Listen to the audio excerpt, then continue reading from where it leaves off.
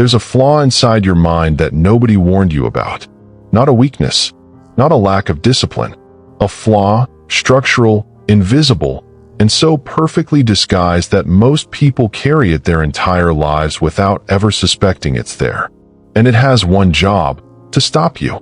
Every single time. Here's what makes it dangerous. It doesn't show up as fear. It doesn't announce itself. It arrives dressed as logic, as reason, as the quiet, convincing voice that says, "This isn't working," right before something finally would have. Most people think quitting is a choice. It isn't.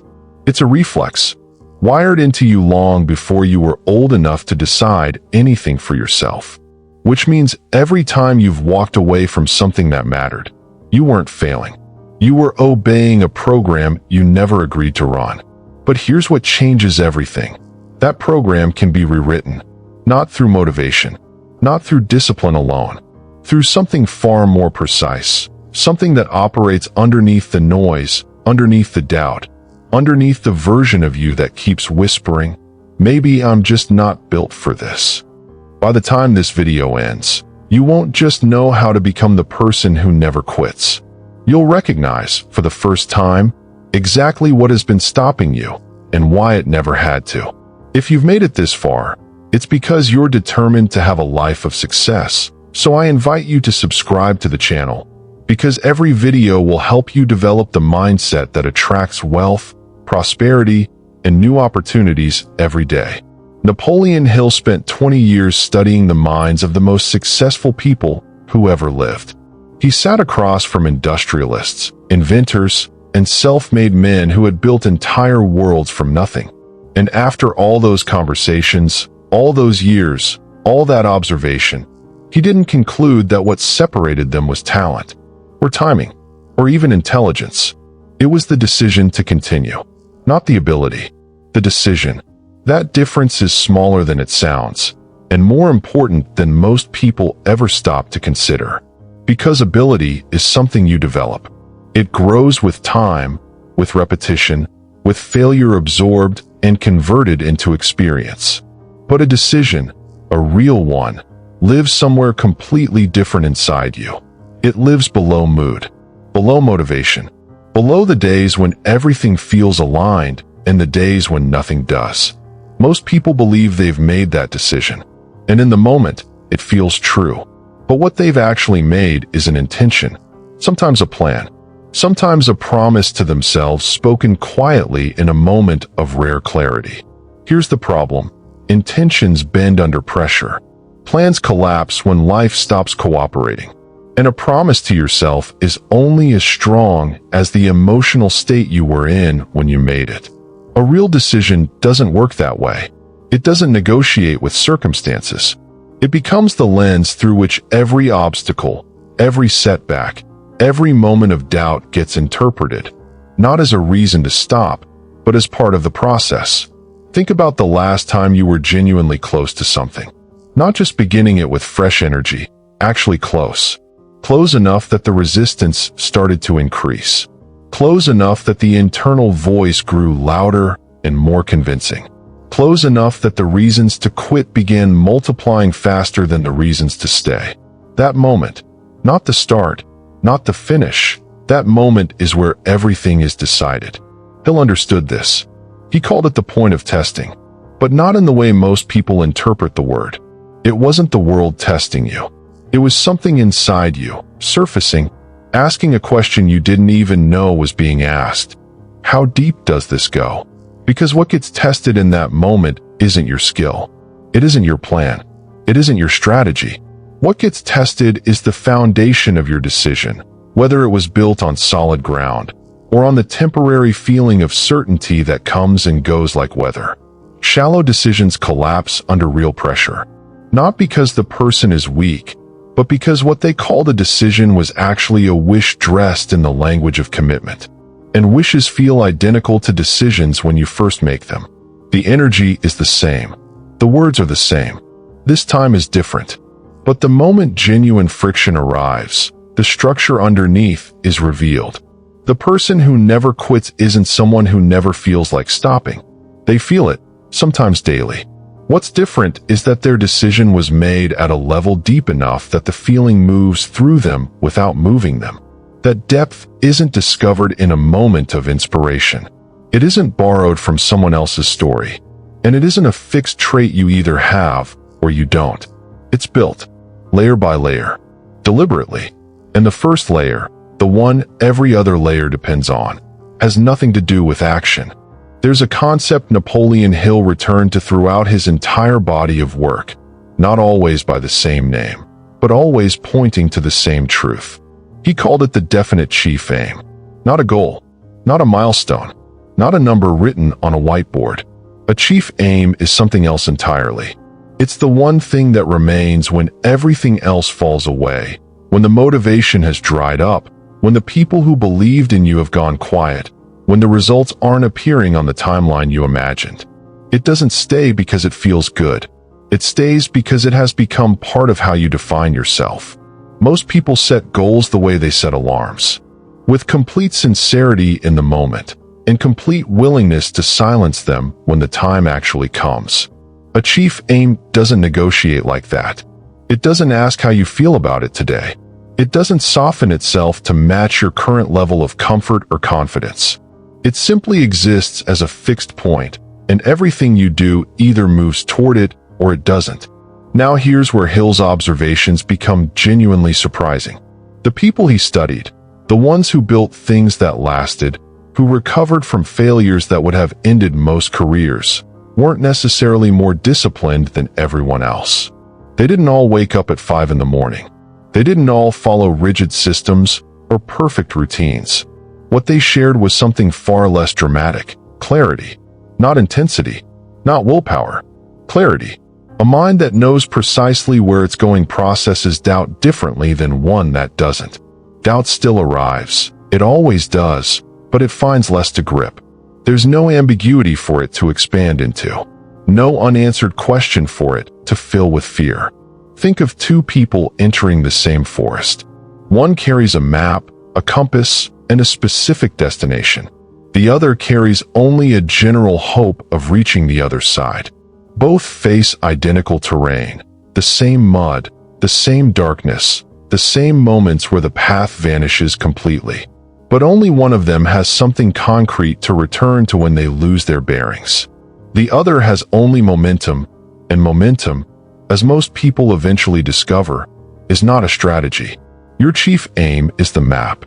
And most people are attempting to cross the forest with nothing but optimism and forward motion, which works beautifully, right until the first serious obstacle. But here's what even clarity can't do alone. Hill was deliberate about this. The chief aim had to be paired with what he described as a burning desire. Not enthusiasm, not excitement. Burning desire. Something that doesn't cool when the circumstances change, that generates its own heat without needing external fuel. And this is the place where most people lose the thread without ever noticing. They confuse the energy of beginning with desire. The fresh start, the clean slate, the feeling that this time is real.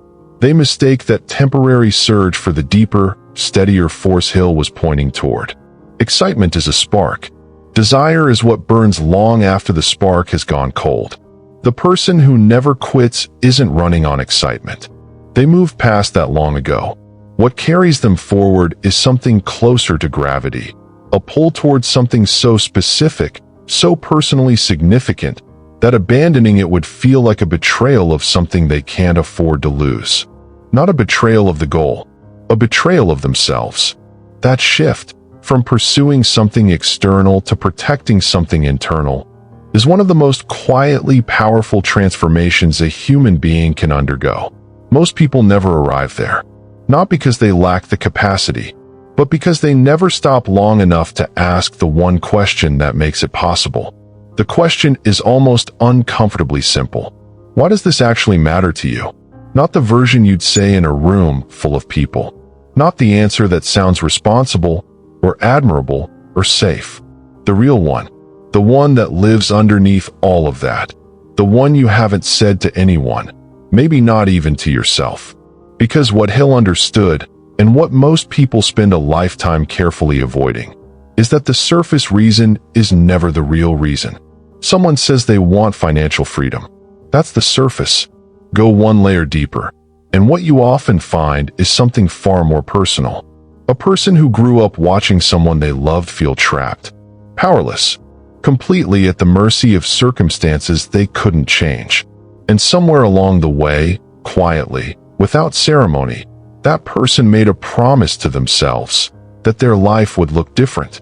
That promise, not the goal, not the plan, not the number. That is what Hill meant by burning desire.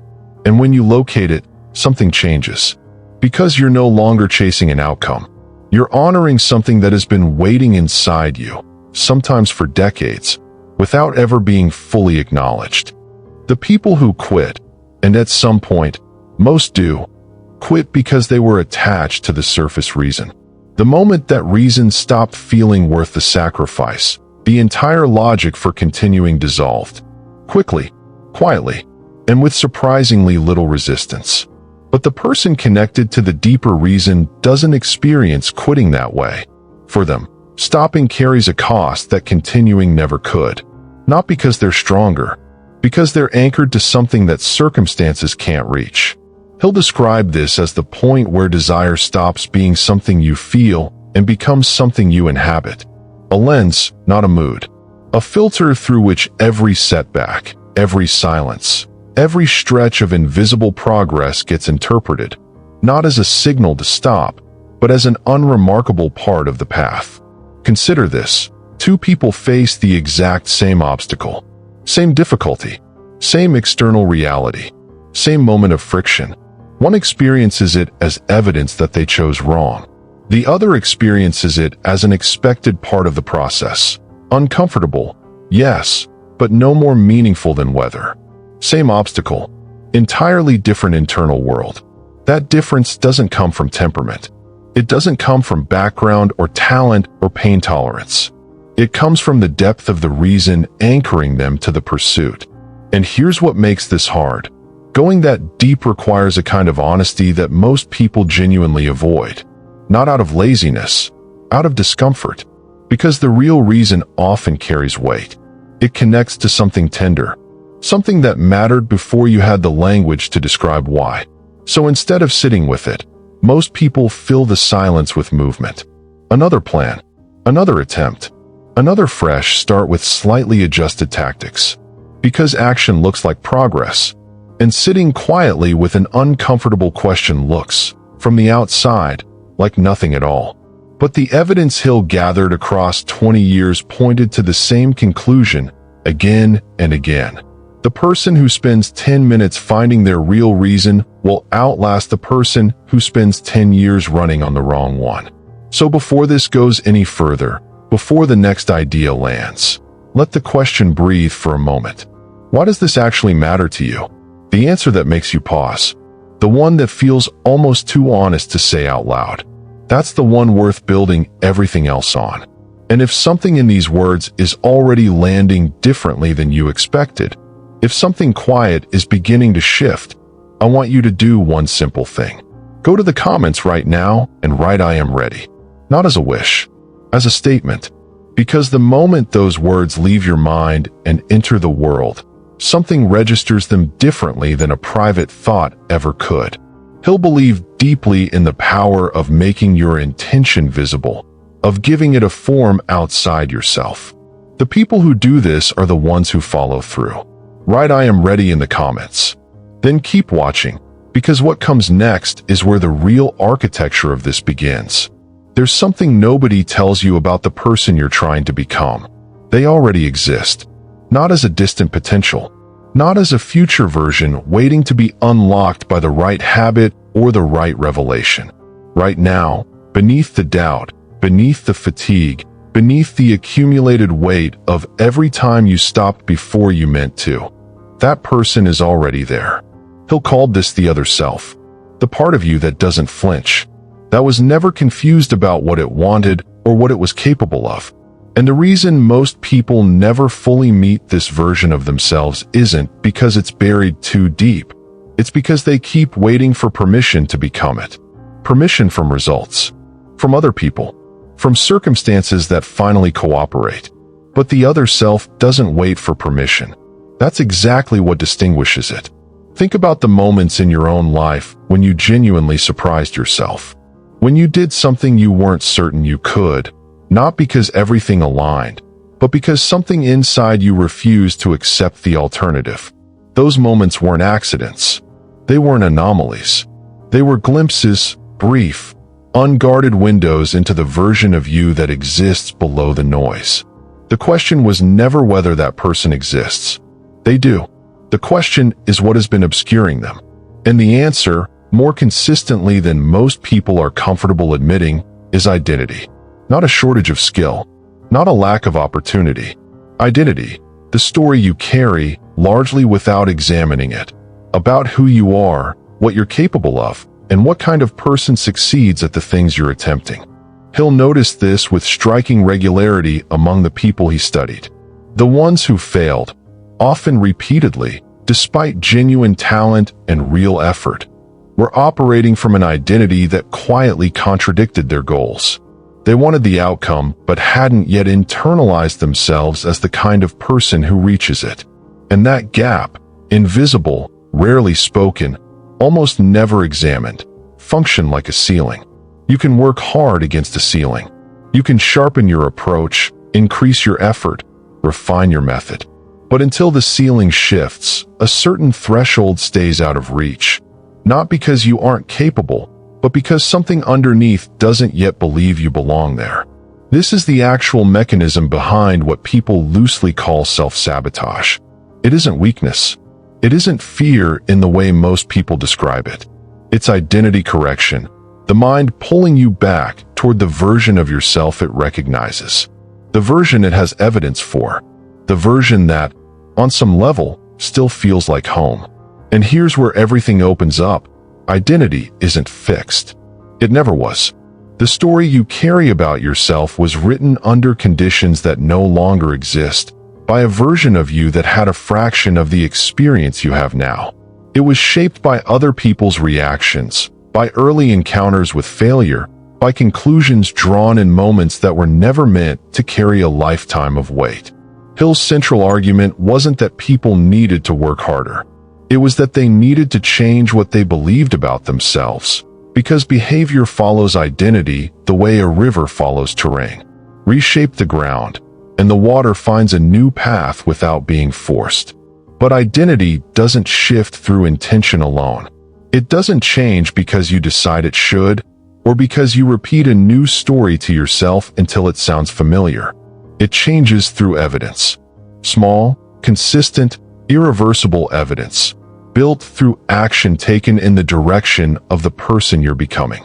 Even when that action is imperfect, even when the results aren't visible, even when the old story is still louder than the new one. Every time you continue past the point where you expected to stop, you aren't simply making progress toward a goal. You are depositing something into a deeper account. You are showing the most fundamental part of yourself something it will, eventually, have no choice but to believe. And that belief, quiet, cumulative, constructed entirely from the inside, is what the person who never quits is actually made of. Not extraordinary willpower, not a higher threshold for pain. Something far more precise, a relationship with themselves so clear, so honest, that the old story gradually loses the space it needs to survive. But building that relationship requires something most people unknowingly avoid.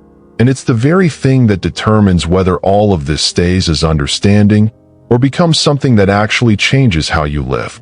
The thing most people spend their lives avoiding isn't failure. It's stillness. Failure, as painful as it is, gives you something to work with, something to analyze, adjust, and move away from. It keeps you in motion, and motion, for most people, is where they feel safest, where they feel like they're doing something real. Stillness offers none of that. Stillness asks you to stop, to sit with yourself without the cover of progress, without the noise of effort, without the forward movement that makes everything feel purposeful and under control. And in that silence, things surface. Not comfortable things. The questions you've been outrunning. the doubts you've been paving over with action, the honest assessment of whether what you're building is actually aligned with what you want, or whether you've been moving with great energy in a direction you never consciously chose. Hill returned to this repeatedly throughout his work. Woven into his teachings was a practice he described as organized thinking, not in any mystical sense, but in the most practical sense imaginable. The deliberate act of stepping outside the current of daily activity to examine, with clarity and without self-deception, where you actually are and where you're actually headed. He believed, and the lives he documented confirmed, that most people don't fail because they lack effort. They fail because they never pause long enough to ensure their effort is aimed at the right thing. Consider how rarely that pause happens. Most days are structured, consciously or not, to keep stillness at a distance. The moment one task ends, another begins. The moment silence arrives, something fills it. The moment you find yourself alone with your thoughts, something external pulls you back out, and you let it, because the alternative feels uncomfortably close to doing nothing. But there is a difference, a significant one, between momentum and direction. And without stillness, you can accumulate enormous amounts of the first while quietly losing the second. Think of a ship crossing an ocean. The engine running is not the same as the course being correct. A vessel moving at full speed in the wrong direction isn't making progress. It's building distance from where it needs to be. And the longer it travels without anyone checking the compass, the longer the eventual correction will take. Stillness is the compass check, not a retreat from effort, not a symptom of doubt, a deliberate, disciplined act of orientation, practiced not because you've lost your way, but because staying on course requires it. Here's what makes this counterintuitive. The people who resist stillness most fiercely are often the ones who need it most. Because the busier the mind, the more deeply it has learned to associate movement with safety. Action becomes a kind of armor. Productivity becomes a way of not having to feel the discomfort of not knowing whether it's working, whether it's worth it, whether this is all going to mean something in the end. That uncertainty is real, and nobody is untouched by it. But the person who never quits has developed a specific relationship with uncertainty that most haven't. They no longer experience it as a warning sign. Somewhere along the way, sometimes through years of accumulated experience, sometimes through a single moment of honest reckoning, they learn that uncertainty is not evidence that something is wrong. It's evidence that something real is happening. The guaranteed path, the safe option, the choice that comes packaged with a predictable outcome, those paths exist. But they carry a quiet cost that rarely gets named. They require you to stay small enough to fit inside what's already been proven possible. And most people, if they're honest, want something that hasn't been proven yet. For them specifically, in their life, on their terms. The person who never quits has made peace, not with struggle, but with operating inside the unknown without waiting for certainty before continuing. Hill described the capacity that makes this possible as controlled attention, not concentration in the forceful sense, not the white-knuckled effort to block out everything else. Something quieter and far more durable, the trained ability to notice when your focus has drifted and to return, without drama, without the spiral of self-criticism that turns one lost hour into a lost day. The return is the practice. Not perfect, unbroken focus, the return. And every time you return, to the work, to the aim, to the reason underneath everything, you are communicating something to the deepest part of yourself. Something that doesn't respond to words or intentions or plans. It responds to pattern, to repetition, to the accumulating evidence that this matters enough to come back to again and again, regardless of how it feels in the moment. That evidence builds quietly, without fanfare, without any single moment that feels like a turning point. Until one day, continuing isn't a decision you have to make. It's simply what you do. But before that becomes your default, before that level of internal consistency takes root, there is one more layer that almost nobody examines. One that operates so far beneath conscious awareness that most people don't even have a name for it. And it may be the most important thing in this entire conversation. Every person who has ever quit something they cared about did it twice. The first time was visible. The moment they stopped showing up, stopped pushing, stopped moving forward. That's the quit most people remember, the one with a date attached to it, the one that left a mark. But the second quit happened earlier, quietly, without ceremony, and almost nobody noticed, including the person it happened to. It happened the moment they stopped believing the outcome was still possible for them. Not for people in general, not in theory, for them, specifically, in their actual life, with their actual history, at their actual stage. That internal withdrawal, the private collapse of belief, is always the real quit. What follows is simply the body catching up to a decision the mind already made. Hill understood this at a level that most people find quietly unsettling when they first encounter it. He argued that a person's outer life, their results, their patterns, their circumstances, was, to a significant degree, a reflection of what was happening in their inner one. Not perfectly, not without exception, but consistently enough that the correlation was impossible to ignore. The mind that genuinely believes an outcome is reachable behaves differently than the mind that has privately stopped believing, even when both appear, from the outside, to be doing identical things. One is building, the other is performing, and the gap between building and performing is invisible to anyone watching. Same actions, same language, same apparent commitment, but the internal orientation is entirely different. One is moving towards something real. The other is executing motions that have quietly become disconnected from any genuine expectation of arrival. Most people have lived in both states. The stretches where the work feels tied to something, where each action carries a sense of direction, of accumulation, of meaning. And the stretches where the same actions feel hollow, where you're technically doing everything right, but something essential has gone silent underneath it all. That something is belief, and its absence reshapes everything, not in a single dramatic moment, but in the slow, cumulative ways that ultimately determine outcomes. Hill called this principle faith, and he was precise about separating it from wishful thinking or blind optimism, two things he had almost no patience for. Faith, in his framework, wasn't the absence of doubt. It wasn't the serene certainty that everything would unfold exactly as planned. It was the sustained conviction that the outcome was reachable, not because circumstances guaranteed it, but because the person had decided, at a level below emotion, that they would find a way regardless of what those circumstances presented. That distinction is not subtle. It changes everything. Wishful thinking says, "I hope this works." Faith says, "I will find a way to make this work." The first is passive, it waits on the world. The second is a posture, an active orientation toward reality that changes how obstacles are interpreted and how setbacks are absorbed.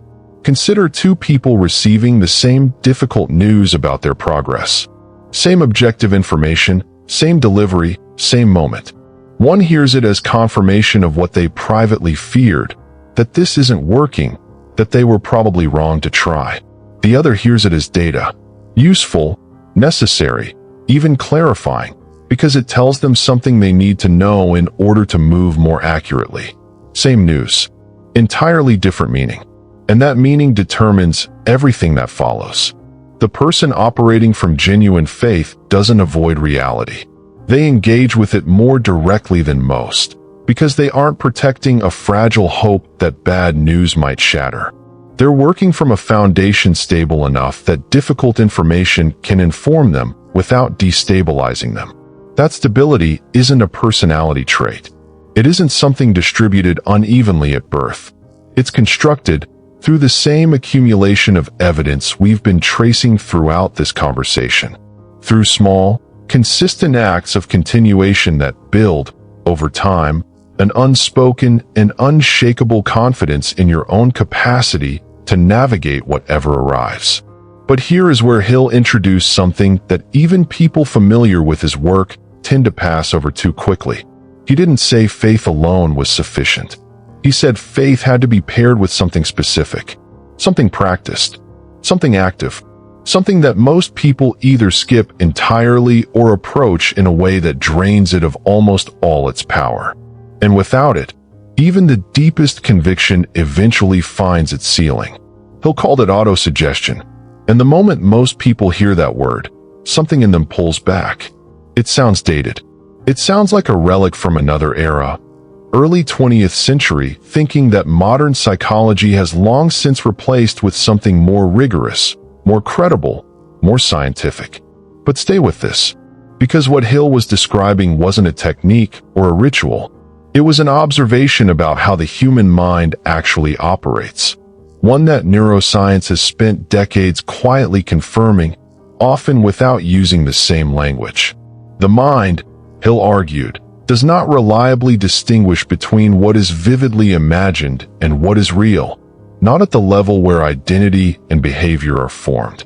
Feed it a thought consistently enough, with enough emotional intensity, and it begins treating that thought as evidence, as fact, as something to organize experience around.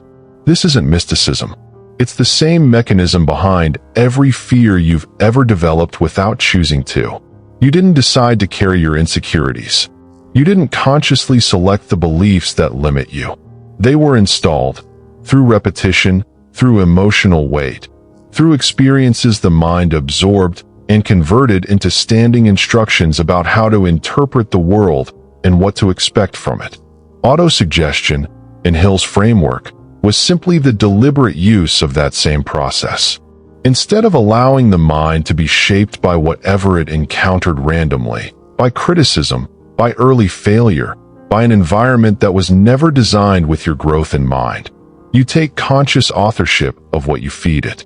Deliberately, consistently, with full intention. But here's where most people go wrong, and why, for so many, this practice produces nothing. They approach it as performance. They repeat words they don't feel, in a tone that carries no conviction, at a frequency too scattered to leave any real impression. They try it for a few days, notice nothing shifting, and quietly conclude it isn't for them. Hill was precise about this. The words themselves carry almost no power. What carries power is the emotion behind them, the felt sense of what's being affirmed, not as a future hope being wished for, but as a present reality being recognized. That is an entirely different thing. Think about the difference between reading the word fire on a page and holding your hand close to a flame. One is information. The other is experience. The mind responds to experience in a way it never responds to information alone, because experience carries sensation, and sensation is the language the deeper mind actually speaks. When Hill described autosuggestion, he wasn't talking about reading statements from a card each morning. He was talking about the cultivated ability to make the mind feel the reality of what it's moving toward. To generate, through deliberate focus and sustained imagination, the internal experience of already being the person you're becoming. Not as fantasy, as rehearsal. Athletes have understood this intuitively for generations. And the research on mental rehearsal, on the measurable neurological changes that occur when a person vividly imagines performing a skill, points to the same conclusion Hill reached a century earlier through pure observation. The brain, at a functional level, does not fully separate the rehearsed from the lived. Both leave traces. Both shape what comes next. Which means every time you genuinely inhabit, emotionally, sensorially, completely, the identity of the person who doesn't quit, you are not engaging in wishful thinking. You are doing something far more precise. You are making that identity incrementally more familiar, more accessible, more like home. And familiarity changes behavior in ways that willpower never could. Because willpower is a resource with limits. It depletes under stress, under fatigue, under the cumulative weight of a difficult day. Every serious examination of human behavior confirms what most people already know from experience. Willpower is too volatile, too dependent on conditions outside your control to function as a foundation for lasting change. But behavior that flows from identity, from a practiced, internalized sense of who you are, doesn't draw from the same well. It doesn't require force. It operates more like recognition, a natural movement toward what aligns with how you see yourself and away from what doesn't. Not because you decided in the moment, but because the decision was made long before the moment arrived. This is what Hill was constructing. Not a person who forces themselves forward through sheer determination, but a person for whom stopping has become the thing that feels out of place. That transition doesn't arrive through a single insight. It accumulates through repetition, through the quiet, consistent return to the vision, to the feeling, to the identity being built, until the distance between who you are now and who you're becoming narrows to the point where it is no longer a distance at all. But there is one force this practice cannot neutralize on its own. One thing that, if left unexamined, will quietly erode everything built through clarity, faith, and deliberate inner work. It operates through the people closest to you, and it is more powerful and more subtle than most people are ever willing to admit. Hill didn't just study what successful people did. He studied who they spent their time with. And what he found was uncomfortable enough that most people, when they first encounter it, find a quiet reason to move past it. Because it doesn't challenge a habit or a routine. It challenges something far more personal. The relationships you've built, the people you've chosen, the environment you've come to experience as normal. Hill called it the mastermind principle. But beneath the concept, beneath the framework and the language, was a simpler and more unsettling observation. You cannot consistently rise above the average of the people you surround yourself with. Not because you lack the capacity, but because the people around you define, in ways you rarely notice and almost never examine, what feels possible, what feels reasonable, and what feels like too much. Every environment has an invisible ceiling, and that ceiling isn't set by the most ambitious person in the room. It's set by the consensus, the unspoken, collective agreement about what's normal, what's realistic, and what crosses into arrogance or delusion. Most people have felt this without having a name for it. The moment you share a goal that exceeds the group's comfort zone and something in the room shifts. The subtle change in tone when someone close to you senses you becoming someone they don't fully recognize. The gentle, well-meaning discouragement that arrives dressed as concern. I just don't want to see you get hurt. From people who love you and mean every word, but whose love is quietly calibrated to the version of you they already know. That kind of discouragement is the most dangerous kind. Not because it's cruel, because it's kind. It arrives with warmth, with shared history, with the full weight of a relationship that genuinely matters. And so it lands in a place that criticism from a stranger never reaches. Hill was direct about this in a way that still cuts. The people most likely to discourage you are rarely your enemies. They are the people who care about you most, but who have, consciously or not, made peace with a smaller version of what's possible. And when you begin moving beyond that, their discomfort is real, their concern is sincere, and their influence, if you aren't deliberate about it, will pull you back toward a ceiling you've already outgrown. This isn't a reason to leave the people you love. Hill never argued that. What he argued, with precision, was that you cannot afford to let any relationship, regardless of its depth or its history, become the dominant voice shaping your sense of what's achievable. Because that voice will always speak from its own experience, its own unresolved fears, its own quietly held beliefs about what people like you, in circumstances like yours, can realistically expect. And if you absorb it long enough, you will begin to mistake their ceiling for your own. Now consider the opposite. What would it mean to spend consistent time, not just physical proximity, but genuine intellectual and emotional proximity, with people who have already become the version of you that you're working toward? People for whom what you're attempting isn't a distant aspiration. It's something they've already lived, already navigated. already emerged from on the other side. The effect isn't motivational in the conventional sense. It's something quieter and more structural. Their normal becomes your reference point. What they treat as ordinary begins to feel ordinary to you. The internal standard shifts, not through effort or decision, but through exposure. Through the slow, invisible recalibration that happens when you spend enough time in an environment where the ceiling you've been pressing against simply doesn't exist. Hill called these people your mastermind. Not mentors in the traditional sense. Not teachers or coaches.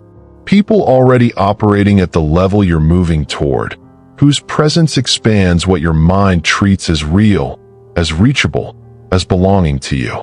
Most people never build this deliberately. They inherit their environment, relationships formed through geography, through school, through the accident of proximity, and they never pause to examine whether that environment is expanding them or quietly containing them. And the ones who do pause often find something they weren't expecting, that their environment has been speaking to them constantly, through tone, through reaction, through what gets celebrated and what gets met with silence. It has been telling them, without a single direct word, who they are permitted to become. But here is what that environment cannot account for. The moment a person decides, at the level we've been tracing throughout this entire conversation, that they are no longer available to be defined by what surrounds them. That moment doesn't arrive with drama. It doesn't feel like a revelation. From the inside, it feels like a quiet settling, like something that was always true finally being acknowledged out loud, if only to yourself. And from that moment forward, something fundamental shifts in how failure gets experienced. Not avoided, not feared less, experienced differently, at a level that changes what it's capable of doing to you. Most people have a secret agreement with failure. They've never written it down, never said it out loud, but it's there, running quietly beneath every attempt, every fresh start, every moment they decide to try again. The agreement sounds something like this: I will pursue this, but if it gets hard enough, long enough, or costly enough, I reserve the right to interpret that as a sign it wasn't meant for me. It feels like self-protection. It feels reasonable, even wise. A way of preserving yourself from the full weight of disappointment. But what it actually does is install a hidden exit inside everything you build. A door that opens automatically the moment discomfort reaches a certain threshold. And here's what makes it almost impossible to detect. That door doesn't look like quitting. It looks like clarity. It looks like maturity. It arrives carrying language that sounds considered and self-aware. I'm being realistic. I need to reassess. Maybe this isn't the right time. Which may occasionally be true. But more often, it's the agreement speaking. The exit, opening on schedule. Hill examined this carefully. What he found wasn't that the most resilient people in his study experienced failure less. They experienced it fully, sometimes more intensely than people who quit, precisely because they stayed long enough to meet failure at its most persuasive, its most convincing, its most reasonable sounding. What differed was the meaning they gave it. For most people, failure functions as a verdict. It arrives and immediately begins revising the story, casting doubt backward across everything that came before, making prior progress feel naive, making the original decision feel like an error in judgment. One setback, and suddenly the entire pursuit is on trial. For the person who never quits, failure is a different category of event, not a verdict, a coordinate, precise information about where they are, what isn't working, and what needs to change. It carries no judgment about the person. It carries data about the path. That distinction isn't denial. It isn't performed optimism from someone pretending the fall didn't hurt. It's a deeply practical orientation, one that keeps attention fixed on the only question worth asking after a setback. What does this tell me, and what do I do differently now? Hill described this capacity as persistence, but he was deliberate about what he meant. Persistence, in his framework, was never stubbornness, never the mechanical repetition of an approach already proven ineffective. It was the refusal to allow a temporary condition to be read as a permanent conclusion. Stubbornness repeats the same action and expects a different result. Persistence holds the outcome fixed and changes everything else until something works. One is attached to the method. The other is attached to the destination. Think about what that looks like in practice. Two people experience identical failure. Same setback, same loss, same collapsed plan. One leaves having confirmed a fear that they aren't capable of what they attempted. The other leaves with specific intelligence, a precise understanding of what doesn't work, which brings them measurably closer to what does. Same experience. Two entirely different educations. And this is where Hill introduced one of the most quietly radical ideas in all of his work, something that most people hear, acknowledge, and then fail to fully absorb. He said that within every failure, without exception, was the seed of an equivalent or greater benefit. Not as consolation, not as philosophical comfort designed to soften a blow. As a structural observation, that failure, properly examined, consistently reveals something that success at that moment would have concealed. The timing that felt like devastation was protection from a version of success you weren't yet equipped to sustain. The plan that collapsed exposed something about your thinking that a smooth continuation would have left invisible. The loss that seemed to set you back delivered a specific kind of clarity that no mentor, no book, no period of comfort could have provided. This is not easy to feel in the middle of the experience. Hill never suggested it was. The seed exists, but finding it requires a quality of attention that acute pain makes genuinely difficult to access, which is precisely why everything discussed in this conversation matters. The real reason beneath the surface. The identity built through accumulated evidence. The faith that holds without needing circumstances to cooperate. The environment that expands rather than contains. The inner practice that makes the mind familiar with its own strength. All of it converges in one place, the moment after things fall apart. Not at the beginning, when energy is high and the path feels clear. Not at the end, when the outcome has already revealed itself. In the moment immediately after failure, when the agreement whispers that the door is open, when every reasonable voice seems to be nodding, when stopping would require no explanation and almost universal understanding. That moment is the real test. And the person who has built what we've been tracing throughout this conversation meets it differently. Not without pain, not without doubt visiting, but without the agreement, without the hidden exit. And that single absence, that quiet, deliberate closing of the door that most people leave permanently open, is what changes the entire trajectory. There is one final layer. One last thing that separates the person who occasionally pushes through from the person who has made continuation not a decision, but a way of being. It is the simplest idea we've touched on in this entire conversation, and in many ways, the most difficult to actually live. The simplest thing is also the one most people spend a lifetime postponing. Beginning before you're ready. Not recklessly, not without thought, but before the conditions are perfect, before the uncertainty has cleared, before you feel like the version of yourself that deserves to start. Because that version, the one who feels fully equipped, fully certain, fully prepared, doesn't arrive before the work. It emerges through it. And waiting for it to appear first is the most elegant, most socially acceptable, most internally convincing way to never begin at all. Hill observed this with almost weary consistency across every person he studied. Across different backgrounds, different levels of education, different degrees of ambition. The single greatest obstacle was never a shortage of knowledge or resources. It was the postponement of the first real step, dressed carefully as preparation. He called it one of the primary expressions of procrastination.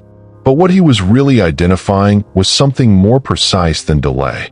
He was describing the deeply human tendency to treat readiness as a prerequisite rather than an outcome. To believe that confidence must come before action, when in every life he documented, it worked the other way around. Confidence doesn't produce action. Action produces confidence. Not immediately. Not after the first attempt or the 5th or the 20th. It accumulates the way everything we've traced in this conversation accumulates, slowly, without announcement, through the repetition of moving before the outcome is known. Think about every capability you currently have that once felt genuinely out of reach. There was a moment, specific, real, probably uncomfortable, when you did it for the first time without knowing whether you could. When you moved before the result was guaranteed. And somewhere inside that experience, something shifted. Not because you succeeded immediately, but because you discovered, through direct contact, that the attempting itself didn't break you. That discovery is irreplaceable. No amount of preparation produces it. No mental rehearsal, however vivid and sustained, fully substitutes for the moment of actual contact with the thing you've been circling. Hill described action taken before readiness as the proof the mind requires to revise its beliefs about what you're capable of. Not the intention to act. Not the plan to act. The act itself, imperfect, uncertain, taken anyway. And here's what makes this harder than it sounds. The mind is extraordinarily creative when it comes to constructing reasons for delay. It doesn't announce "I'm afraid." It says "I need more time." It doesn't admit "I'm not sure I can do this." It says the conditions aren't quite right yet. It builds elaborate, internally consistent, surprisingly convincing cases for why starting tomorrow is more sensible than starting today. And those cases are never entirely wrong. There is always something more to learn. Always a condition that could be marginally more favorable. Always a version of the plan that is slightly more refined than the one in your hands right now. The person who waits for that final refinement never starts. Not because they lack ability, but because the final refinement doesn't exist. It is a horizon. It moves as you move toward it. Readiness is not a destination. It's a feeling that surfaces, briefly, somewhere in the middle of doing, and disappears before you can use it as permission to begin. What Hill documented, without exception, across every person who built something lasting, was that they didn't wait for that feeling. They started in its absence. They moved into the uncertainty and became capable inside it, not before entering it. The first step was always taken in the dark, every single time. And this is where everything in this conversation finally lands together. The chief aim gives direction. The burning desire provides fuel that doesn't depend on conditions. The identity work removes the invisible ceiling. Faith holds the foundation when results go quiet. The environment expands what feels genuinely possible. The inner practice makes the unfamiliar feel increasingly like home. The refusal to hold a secret agreement with failure closes the hidden exit. But none of it moves without this. Without the moment where you stop constructing and simply begin. Not confidently. Not with a guarantee of how it unfolds. Not as the finished version of yourself. Just forward. Because the person who never quits was never someone who had everything figured out before they started. They were someone who started before anything was figured out, and stayed in motion long enough for the understanding to arrive on the way. And that staying in motion, quiet, unglamorous, unremarkable from the outside, does something to a person over time that no single breakthrough ever could. It changes what they believe is possible. Not abstractly, not for people in general, for themselves, in their actual life, with their actual history. And once that belief moves from something hoped for to something evidenced, the entire internal landscape shifts. Not in a moment you'll recognize when it happens, not with any clear before and after, but one day you'll notice that the person who needed permission to begin is simply gone. That the voice which used to say maybe this isn't for me has grown so faint you can barely recall what it sounded like. And in their place, unannounced, unhurried, constructed entirely from the inside, is someone who continues. Not because they're forcing themselves, not because the conditions finally cooperated, because somewhere between the first uncertain step and this moment, continuing stopped being a decision.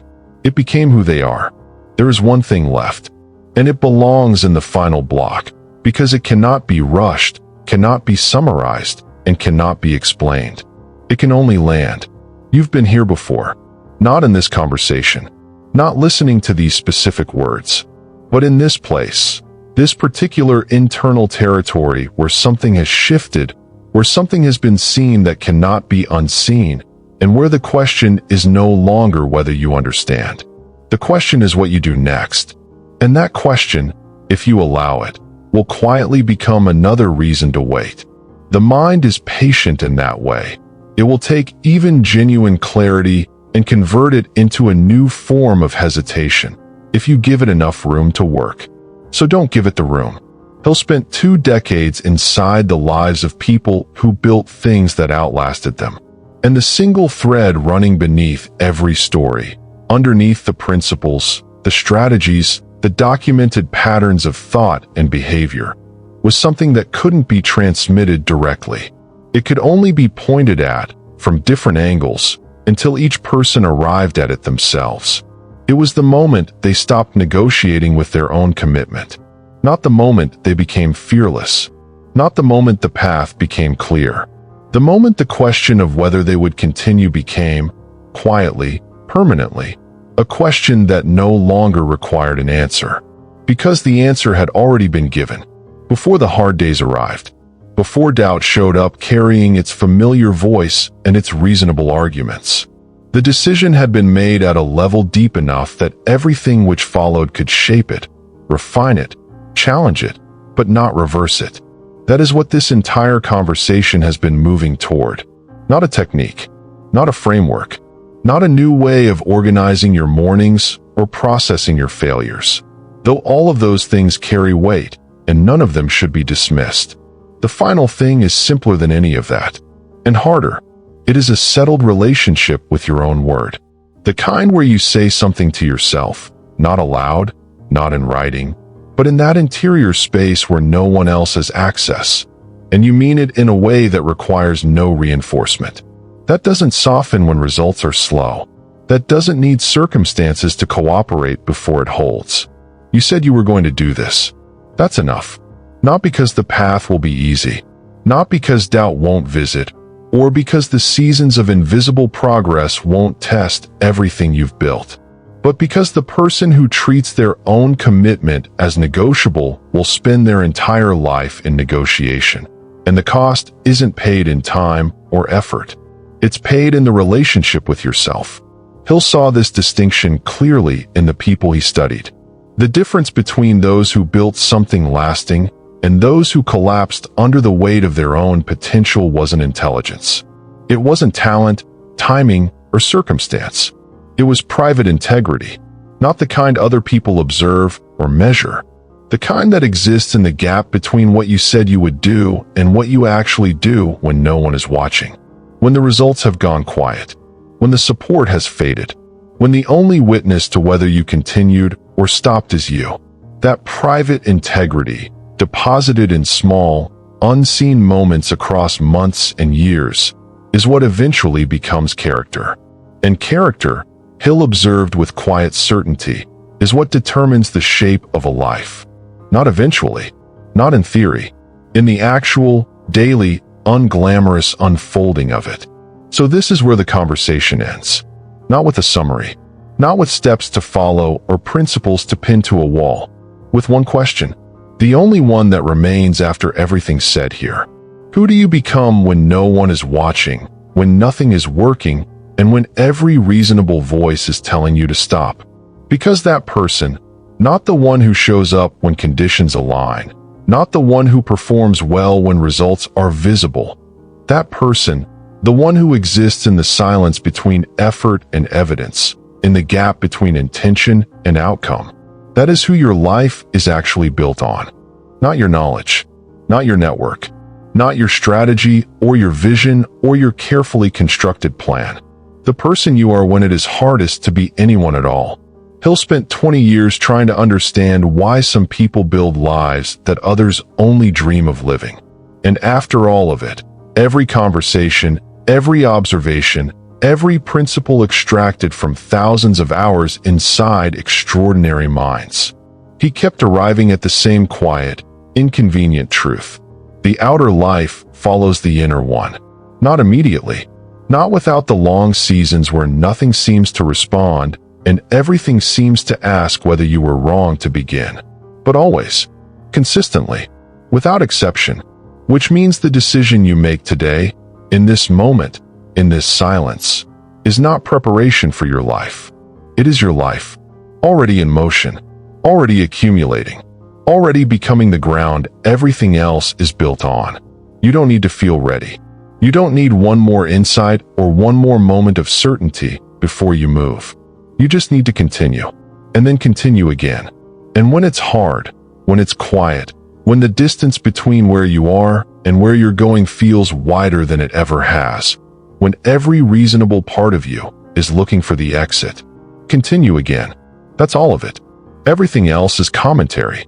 The person who never quits is not born that way, is not discovered, is not unlocked by the right book, the right mentor, or the right moment of inspiration. They are built, one continuation at a time, in the moments no one sees, in the decisions no one applauds, in the quiet, private, unremarkable act of keeping your word to yourself, again and again, until keeping it stops being an effort. Until it becomes the only thing you know how to do. You already know what comes next. You've always known. If something in this video reached a place that needed to be reached, don't let it stop here. Share it with 5 people who need to hear this.